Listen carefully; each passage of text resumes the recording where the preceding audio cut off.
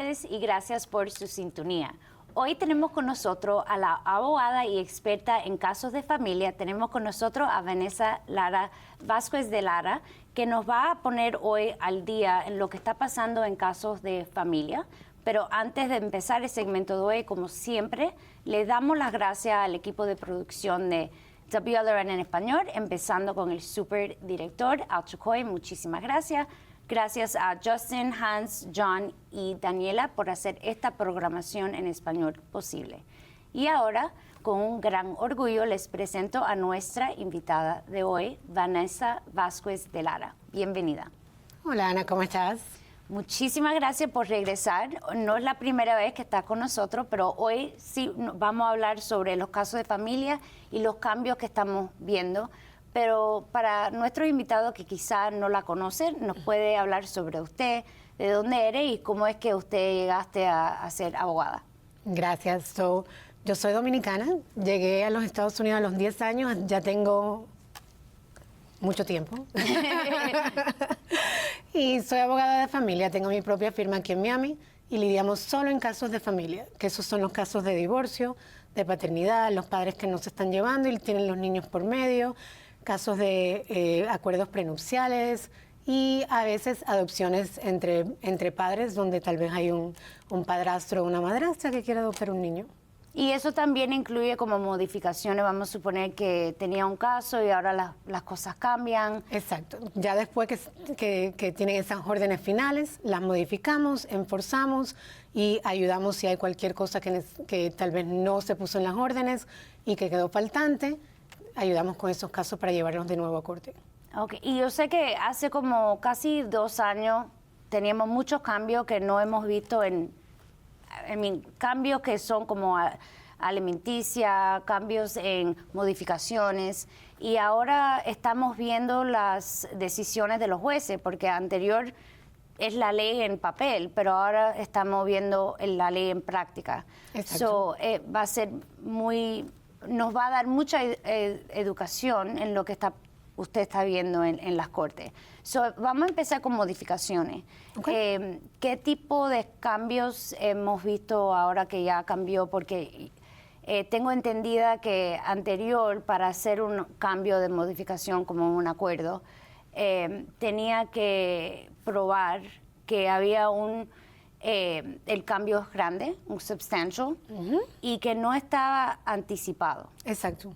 Y ahora cambió un poquitico, si nos quiere explicar. En realidad que los cambios que han sucedido con las modificaciones no han cambiado mucho el panorama legal. Y la razón es que la corte especialmente, claro que las leyes son de la Florida, pero las cortes que yo veo son aquí en Miami-Dade y Broward, y las cortes en realidad que toman esa certidumbre de que los padres no puedan cambiar las cosas fácilmente muy a pecho. ¿Qué significa eso? Que si a cada rato tenemos clientes que dicen, no, es que yo no quiero que él los recoja los sábados, no quiero que él no está haciendo esto, no está haciendo lo otro. Y hay que advertirles que, aunque para ellos lo que esté sucediendo es algo muy grave, para la corte, para cambiar un acuerdo, un horario de un niño, para darle esa incertidumbre a esos niños de que cada vez que algo pasa, que su horario va a cambiar, en realidad que no están haciendo muchos cambios. Cuando vemos cambios, en realidad estoy diciendo mucho en realidad, pero las circunstancias como las hemos estado viendo, es que tiene que ser algo muy grande, que alguien se está mudando, que se están cambiando de hogar más de 50 millas, que entonces cambia el caso de una modificación, en realidad lo cambia a un relocation. Y eso es cuando en realidad hemos visto que si un padre decide mudarse como quiera, aunque no se pueda llevar a los niños, entonces ya vemos que los horarios están cambiando. Pero los jueces en realidad que no quieren cambiar los horarios. Es algo que, aunque las leyes hayan cambiado y que se ha hecho un poco más posible, en práctica no lo estamos viendo. Sí, y me hace reír porque dice mucho en realidad, pero en realidad lo que dice en el papel y la ley es una cosa que obviamente que nosotros estamos cumpliendo con eso. Actuando bajo eso. Pero parte de eso le da discreción a los jueces y por eso en práctica es lo que estamos viendo y eso es la realidad. Sí, el cambio más grande que vimos con la ley fue el cambio de la presunción a tiempo compartido igual. Así. Pero, de nuevo, la realidad antes de que la ley cambiara era de que ya los jueces aquí estaban haciendo eso muchas veces. Era algo que aunque no era una presunción y no era automático, casi todos los jueces empezaban con ese 50-50. Y de ahí entonces se movía dependiendo de las circunstancias específicas. Eso lo que significa es que anteriormente cuando veíamos a un padre o una madre que decía yo no quiero que sea el 50 o yo quiero que sea el 50, le decíamos bueno, la ley no es el 50%, pero la práctica, lo que estamos viendo, lo que normalmente sucede es que a menos que haya una muy buena razón, esto es lo que a los jueces les gusta. Ya cuando la ley cambió, entonces ahora sí le podemos decir, eso es la ley. La ley empieza con el tiempo compartido en partes iguales y ya de ahí entonces nos movemos dependiendo de las circunstancias, pero la ley empieza con ese cálculo. Y lo que hemos visto es que normalmente la ley se está utilizando y se está otorgando el 50% del tiempo, a menos que haya algo bien grande, que hemos visto que son cosas grandes. Si hay problemas con un padre con drogas, si hay un problema con alcohol, si hay un problema con el horario, porque hay veces que un padre o una madre dice, no, yo quiero el 50%, pero empiezan el trabajo a las 7 de la mañana. No hay dónde llevar a ese niño antes de las 7 de la mañana para que ese tiempo compartido se pueda utilizar de esa manera. Así que cuando yo tengo ese cliente que dice, no, yo lo quiero, pero empiezo a las 7 de la mañana, mira, eso está difícil. Está muy difícil, a menos que tú mudes a alguien a tu casa que pueda manejar eso. Si te mudas con los padres, si te mudas con, tú sabes, con alguien que te va a ayudar a hacer ese tipo de horario que funcione. O tienes que cambiarlo para que tal vez durante el horario escolar, donde es un poco más rígido, tengas algo diferente y tal vez en los veranos, en el tiempo que tú sabes que no hay colegio, donde ya se puede manejar un poquito más fácil, entonces tal vez tienes más tiempo. Sí, entonces vamos a suponer que yo soy una persona que no estaba casada y el papá ahora quiere estar involucrado y nunca estaba, pero ahora sí quiere empezar. ¿Dónde debería yo empezar en un tipo de caso así? Él va a poder preguntar por 50-50 si él no estaba en la vida del niño. Cuando la ley cambió, ese fue el segundo cambio, que fue el cambio más grande yo tengo más de 20 años practicando, y ese fue el cambio más grande que hemos visto en las leyes de familia desde que yo empecé a practicar, que es que anteriormente, cuando un padre estaba en el certificado de nacimiento, se consideraba que era el padre, pero no que era el padre legal, sino que era el padre biológico. ¿Y qué es la diferencia? Y la diferencia es que un padre biológico, bueno, se reconoce que es el padre, pero no tiene derechos legales. Así que anteriormente la ley decía que la madre era la única guardiana de ese niño, la única persona que tenía los derechos. Si una madre quería mudarse a Nueva York y llevarse a su hijo, podía hacerlo sin problema porque ella era la única responsable por ese niño.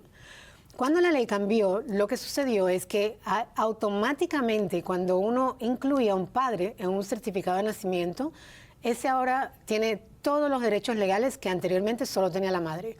Así que todos los derechos fueron, cuando no estaban casados, de la madre solamente, ahora los dos, la madre y el padre, tienen esos derechos. Eso significa que de la misma manera que una madre pensaba que podía sacar a su niño del colegio, llevárselo a cualquier sitio, el padre ahora tiene todos esos mismos derechos. Y eso ha sido un cambio increíble porque en realidad que los padres no tenían derechos, tenían un título, pero tenían que ir a corte para que todos esos derechos se le dieran. Ahora automáticamente cuando están incluidos en el certificado de nacimiento, tienen todos esos derechos. Es igual que los padres cuando estaban casados, porque cuando los padres estaban casados tenían esos derechos. Los dos eran padres legales, la madre legal y el padre legal de ese niño. Pero cuando la ley cambió, ahora hizo la misma cosa sin tener ese matrimonio de por el medio. Y eso en realidad que ha cambiado muchos mucho la práctica de ley de familia, porque ahora esos padres ya tienen esos derechos. No le podemos decir a una mamá, sí, si te quieres mudar fuera de Miami, vete, porque no hay nada que te puede parar, a menos que una corte diga que no te puedes ir. Ahora ya hay un padre legal, así que si el padre no te quiere devolver el niño, yo lo comparo como a tener un fútbol. Si quien tenga el fútbol tiene los derechos. Si lo tiene la mamá, tiene todos los derechos. Si lo tiene el papá, es como un objeto casi, que es difícil para los niños, claro, pero eso ahora ha dado ciertos derechos a padres que antes no existían. Sí, y es una gran diferencia porque era muy común cuando, por ejemplo, teniendo un cliente que es la mamá, bueno, esto está pasando, ¿qué debería hacer? Y anterior era, no hagas nada, no presenta un petición para paternidad. Exacto. Porque hasta que el papá no hace eso, en realidad no hay nada. Exacto. Pero ahora sí, ahora con el confirmando es como una certificación. Exacto, ¿correcto? es un affidavit que se firma cuando el niño nace y eso agrega Uh-huh. el nombre del padre al certificado de nacimiento. Sí, porque así que tiene que reconocer al niño. Sí, y eso evita, porque ahora en Miami hay muchas personas que están moviéndose Uh-huh. y eso evita eso. Perder los derechos. Sí, Bueno, correcto. ahora es automático al firmar eso. Anteriormente era una presunción de que eso era el padre, pero esa presunción no te daba derechos. Ahora eso te da los derechos en sí. Así que es algo que ha complicado, le ha añadido tú sabes, esa complicación a relaciones, porque todavía hay muchas personas que todavía piensan que todo va por la mamá. Y en realidad que eso ya no es como funciona en Miami, en la Florida, Sí. particularmente en Miami. Y usando ese ejemplo, vamos a suponer que yo soy la mamá y yo me quiero mudar a Nueva York. El bebé nació hace una semana, el papá, vamos a suponer que no firmó el birth certificate. Uh-huh. ¿Qué debería En esa hacer? instancia, ese niño no tiene padre. Así que uno puede hacer, es igual que lo que existía anteriormente, que el niño no tiene un padre legal. Así que la mamá tiene todos los derechos, el padre tendría que ir a corte, pedir un examen de ADN y entonces enforzar, ya cuando se declara que él es el padre legal, ya en ese punto él tendría la capacidad de pedir esos derechos. Pero lo que muchas veces sucede es cuando ya la persona se ha mudado, cuando ya la mamá se fue, ya ahora el padre tiene que lidiar con la situación basada en que la mamá vive en Nueva York y de que él vive en Miami. Así que hay algunos jueces a veces ordenan que la mamá retorne. Muchas veces los jueces dicen, bueno, cuando usted empezó este caso ya vive en Nueva York, así que ese es el estado donde esa señora está. Sí, eso se complica un poquitico porque entonces tenemos como cuántos meses estaba ahí, ella tiene la residencia, pero vamos, usando el mismo ejemplo, vamos a suponer que papá sí firmó el certificado. Entonces ya tiene derechos legales, así que es algo donde, igual que como existía antes en un divorcio, él puede ir a recoger a su hijo al hospital, a la casa, donde sea, se queda con él y está en todos sus derechos. Anteriormente no podía hacer eso, no podía recoger al niño en el colegio, no podía recoger al niño en el hospital, no podía hacer nada sin ser porque no era el padre legal. Así que siempre le recomiendo a las parejas, no hagan eso. No, tú sabes, no entren en ese quita y pone de que yo tengo al niño, no te lo devuelvo, yo tengo al niño, no te lo devuelvo, porque eso en realidad que le causa mucho trauma a los niños, porque están en el medio y es como, te estoy diciendo, como un fútbol, tú sabes, Sí. moviéndose a base de lo que están haciendo las personas. Y es algo que muchas veces la corte no le gusta, ese tipo de manipulación de la situación. Claro que, y porque no es el mejor interés de los niños. Exacto. Y la última cosa que quiere hacer es llamar a la policía, porque eso Exacto. es algo... Pero usando ese mismo ejemplo, ¿es posible que la mamá puede mudarse? Si ella se va, ya ahora hay un padre legal. Es más fácil conseguir que la corte le ordene que vuelva. Tenemos muchos casos donde nos contratan de esa misma manera. La mamá se fue, no es tan a menudo que el papá se fue con los niños, pero a veces sucede. Y lo primero que hacemos es pedirle a la corte una orden de emergencia para que el niño o los niños vuelvan. Como esa persona es el padre legal, tiene el derecho de pedir eso. Cuando no es el padre legal, no tiene la opción. Tiene que empezar el caso de cero y pedir la declaración de paternidad y pedir ser otorgado esa designación de ser un padre legal. Pero ya ahora, cuando es el padre legal, puede empezar desde el comienzo con esa moción de emergencia pidiendo que esos niños sean devueltos a la jurisdicción. Sí. Así que eso es un cambio bien grande. Y las cortes no le gustan cuando las personas o los padres se llevan los niños y sin pedir permiso. Usted mencionaste al principio que también hace ciertos casos de relocation. Y ya que estamos en ese tema, ¿qué es la correctamente? ¿Hay una manera correcta de preguntarle a la corte que se va a mudar? Y vamos a suponer que ambos padres están en acuerdo.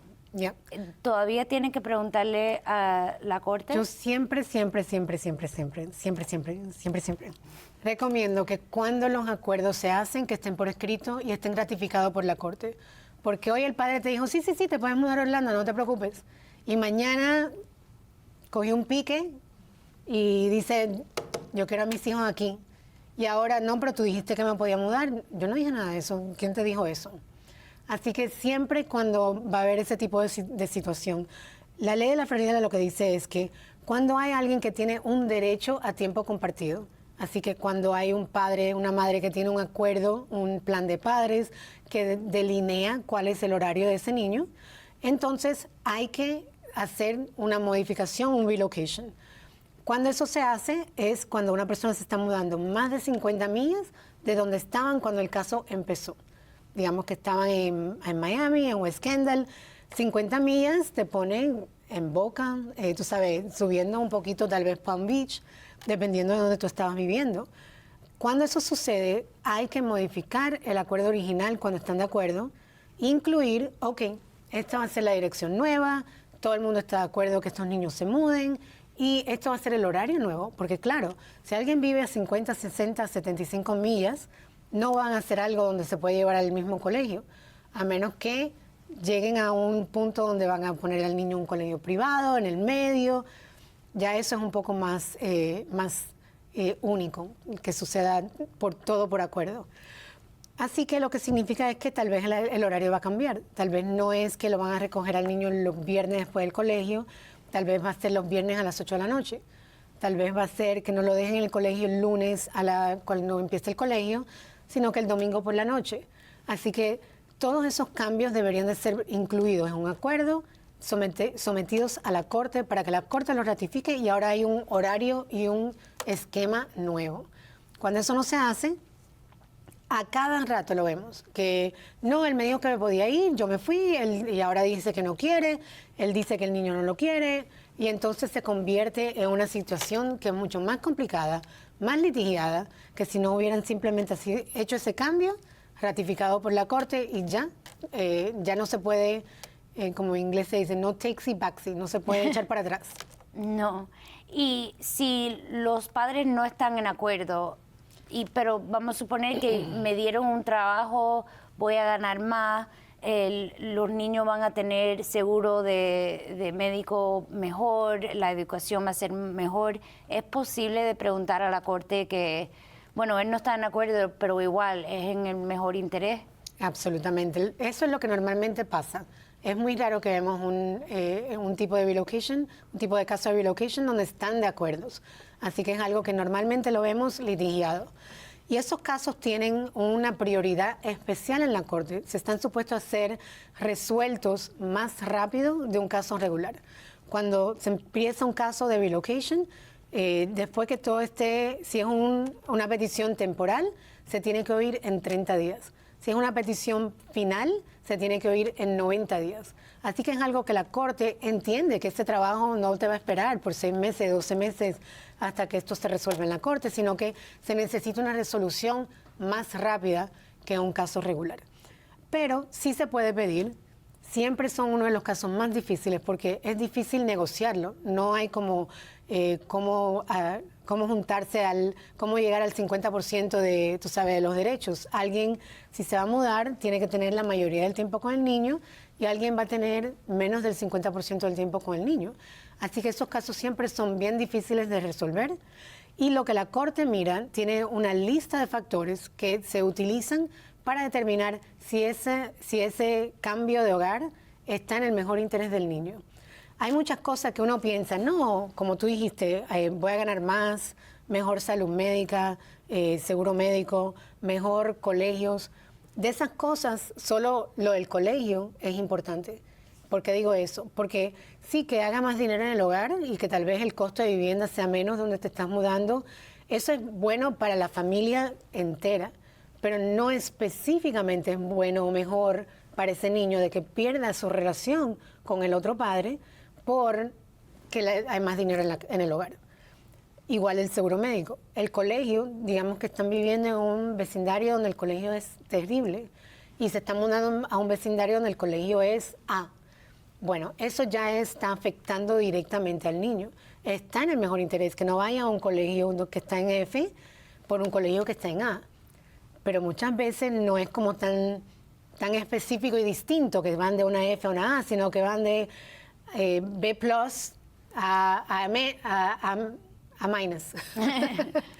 Así que, pero eso son lo que los padres tienen que demostrar. Las cosas específicamente cuando están relacionadas con los niños. Que el ambiente del colegio es mejor, que el ambiente en el hogar tal vez va a tener su propia habitación, donde anteriormente tenía que estar con los dos hermanos, que ahora va a tener que tal vez digamos que va a ser la mamá que se está mudando, que la mamá ahora va a poder recoger al niño después del colegio, porque el trabajo va a ser un horario mejor. Así que tiene que ser todo revisado, pasado por los factores, y tienen que designarse bajo los factores, que esta mudanza está en el mejor interés del niño, no solo de la mamá o del papá o de la familia. Sí, como mencionaste, en esos casos, una de las más importantes cosas es que tiene que tener un plan. No puede decir, no, yo me quiero mover y voy a obtener un trabajo, pero tengo pensamiento de poner el niño en esta escuela. No, ¿dónde está el horario? Tiene que ser su tarea, tiene que ponerlo en escrito. ¿Dónde van a vivir? Todo, la súper detallado. Exacto. Vanessa, ¿nos puede hablar sobre casos aquí recientes o en Broward o en nuestros condados que ahorita están en los noticieros? Que, bueno, yo sé que mencionaste, creo que un caso que pasó en Broward que tiene que ver con domestic violence. Sí, en realidad que ese caso salió hace un par de semanas, fue algo muy trágico, donde el papá, alante de su hija, mató a su mamá. Y es un caso de violencia doméstica súper trágico porque, claro, aunque sabemos que violencia doméstica existe en las familias y los vemos en los casos de nosotros, es algo que no es tan común que llegue a una tragedia, sino que es algo donde se ven los efectos, se ven los traumas, se ven las heridas, pero que no llega a ese punto donde hay una tragedia. En ese caso específico, la familia Gingles, fue algo donde la mamá se separó, dio una orden de restricción contra el padre, la obtuvo. De ahí se trataron como de bajarle la temperatura al caso y entre los abogados y la pareja decidieron entonces cambiarlo de una orden de restricción a una orden de alejamiento. Y eso es algo muy importante, la distinción, porque una orden de restricción es algo legal, criminal, cualquier tipo de violación. Si tú tienes una orden de restricción, esa persona tiene que estar a más de 500 pies de donde tú estás, no te puede llamar, no puede llamar a tus familiares y pedir por ti. Hay muchas cosas que no puede hacer y una violación a esa orden lo que causa es que tú inmediatamente estás supuesto a ser arrestado. Una violación es algo que es criminal. Una orden de alejamiento es algo civil. Normalmente se hace en las cortes de familia, en los casos de familia, donde tal vez hubo un incidente, pero la pareja se siente cómoda de que, bueno, vamos a estar alejados el uno del otro, pero no tienen las penalidades criminales que tiene esa orden de restricción. Eso significa que una violación vuelve a la corte de familia. No es no es un caso criminal y no es algo donde tú puedes llamar a la policía para que vengan y arresten a la persona que está haciendo la violación, sino que se somete a la corte de familia, que hay una violación, que se debería de enforzar y se piden cualquier otro paso que sea necesario.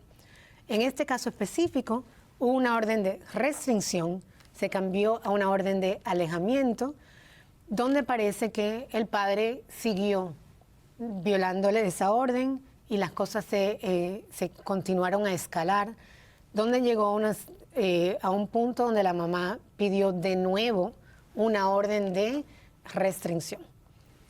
Ya cuando eso sucedió, desafortunadamente cuando eso estaba en proceso, fue cuando la tragedia sucedió y el papá mató a la mamá y a un vecino, donde ella acudió tratando de obtener ayuda y él, desafortunadamente, la alegación es que mató a la mamá y al vecino. Qué horrible. Y eso del stay away, eso es algo muy común, porque no solamente porque quizá fue solamente un incidente, a veces, bueno, queremos, porque hay un divorcio pendiente a la misma vez, queremos hacer las cosas más rápidas o menos bajar la temperatura. Tú te quedas en tu casa, yo me quedo en la mía y no tratamos de reducir las interacciones para que no haya ningún tipo de incidente o de circunstancia, porque los niños están de por el medio. Así que cualquier situación que sucede, muchas veces es en los intercambios, es donde los niños están presentes. Y para tratar de evitar eso, sí, las órdenes de alejamiento no son, se usan con cierta regularidad. Sí, y eso es algo que sí tenemos que tener en cuenta, porque obviamente y eso afecta a los niños y es algo muy triste. Sí, no, cuando una persona, lo que la corte pregunta cuando hay una orden de restricción es si tú estás en temor de la otra persona y si tienes ese temor por tu vida o por la vida de tu familia o de tus mascotas. Y cuando uno demuestra que tiene ese temor y tiene la evidencia de por qué tiene ese temor, así es cuando dan esa orden de restricción, que es muy importante porque eso es lo que te permite simplemente llamar a la policía. Cada vez que hay una violación, llamar a la policía. Así que cualquier persona que tenga esa situación donde tiene ese temor por su salud, por su vida, debería de inmediatamente obtener una orden de restricción. Lo que sí nos recomendamos como abogados de familia es tratar de obtener una orden de restricción simplemente para manipular el sistema y manipular el divorcio. Bueno, Vanessa, muchísimas gracias por toda esa información, pero ya se nos está acabando el tiempo. Si usted tiene últimas palabras para nuestros televidentes. Sí, gracias. Sí, muchas gracias por tenerme aquí, Ana, y por todo el equipo que pudo hacer esto posible. Cualquier pregunta con leyes de familias, tenemos muchos videos, mucha información en nuestro website, familylawprotection.com. También nos puede encontrar en todas las redes sociales, TikTok, Instagram, Facebook, donde usted vea donde usted busque su información, ahí estamos. Muchas gracias. Muchísimas gracias y a ustedes hasta la próxima semana.